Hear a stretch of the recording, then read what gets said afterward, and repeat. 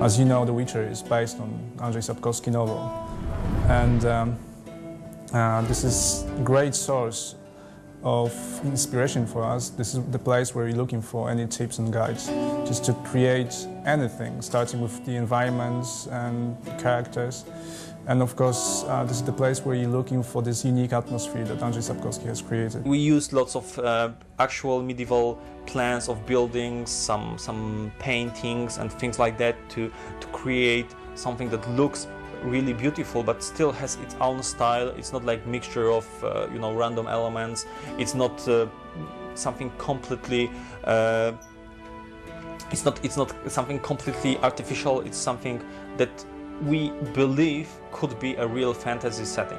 This is not the pink, purple kind of World of Warcraft thing. This is completely different style, and we are trying to imitate that. We are trying to move this idea into the 3D game. We use a licensed engine from BioWare. It's called Aurora Neverwinter Night engine, but we really heavily modified it. I believe it's like 80, maybe 90% of this engine was rewritten completely. First of all, we changed our rendering system.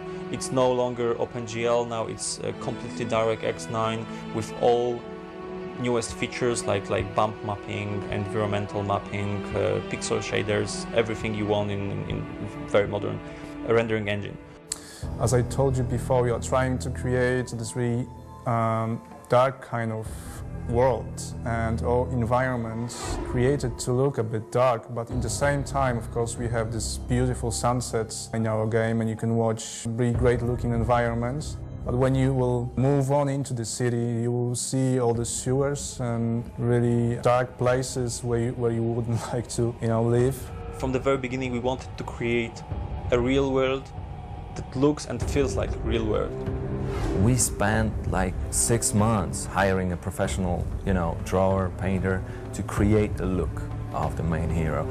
He did hundreds of sketches where the look of the hero was constantly changing, and at the end we found out something that really looked like cool, not only taking all the content from the book, but also looking cool inside the game. We have over 50 monsters inside our game. We can divide our monsters into, generally we can divide them into 2 groups, because they're non-human kind of creatures and human kind of creatures. The characters are connected with the environment. If you walk at night somewhere, at the river or somewhere, I don't know, if you would like to visit swamps, you can be sure that you will meet a lot of creatures there, and you will probably have to fight with them in order to survive.